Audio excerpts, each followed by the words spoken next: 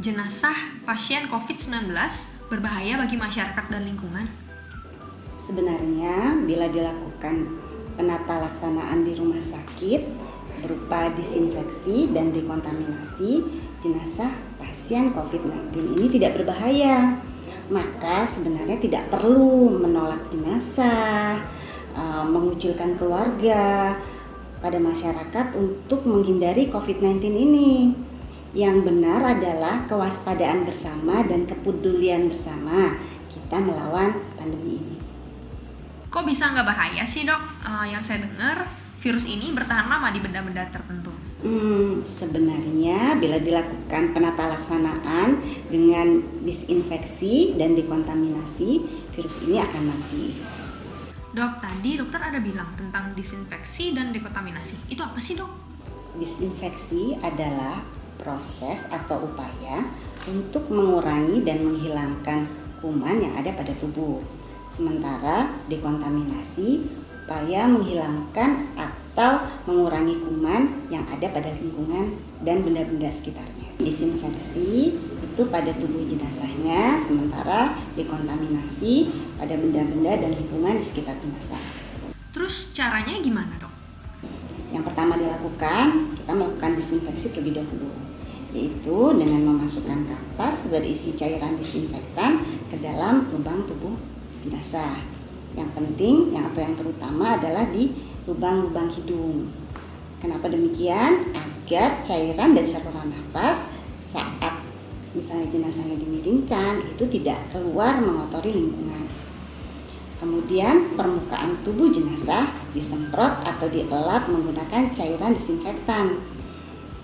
Setelah itu, jenazah kita tutup rapat dengan menggunakan plastik yang kedap air agar bila ada kebocoran, cairan tubuh tersebut tidak mengotori lingkungan.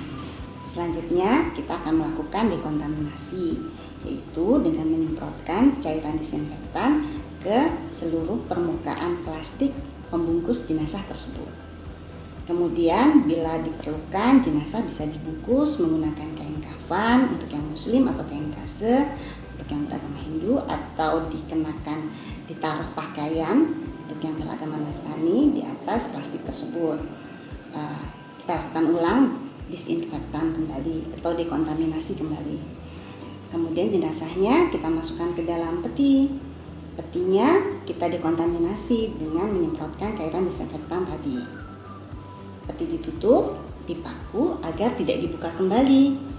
Kemudian seluruh permukaan peti kita lakukan dekontaminasi kembali dengan disemprotkan cairan disinfektan. Artinya pada jenazah dilakukan berulang-ulang dari mulai disinfeksi maupun dekontaminasi sehingga virus mati. Bila diperlukan upacara kematian bisa dilakukan upacara sederhana, misalnya dengan disolatkan untuk yang muslim, tapi dengan tetap memperhatikan seruan dari pemerintah, yaitu tentang social distancing dan physical distancing. Nah, kalau di Bali kan biasanya upacara ngaben. Ada prosedur khususnya nggak, Dok? Ya, jadi pada prinsipnya pada jenazah pasien dengan COVID-19 ini harus segera dimakamkan atau dikremasi atau diaben. Jadi tadi petinya sudah siap itu udah bisa langsung diberikan upacara sederhana, kemudian dibawa ke krematorium atau ke kuburan.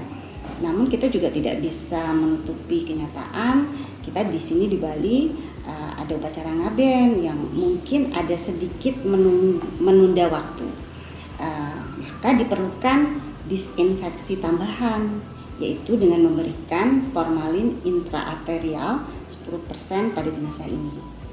Namun tidak boleh sembarangan orang yang memberikannya dan tidak boleh sembarangan tempat, yaitu hanya di rumah sakit dengan pengawasan dokter forensik yang boleh melakukannya, sehingga aman buat semua orang. Demikian.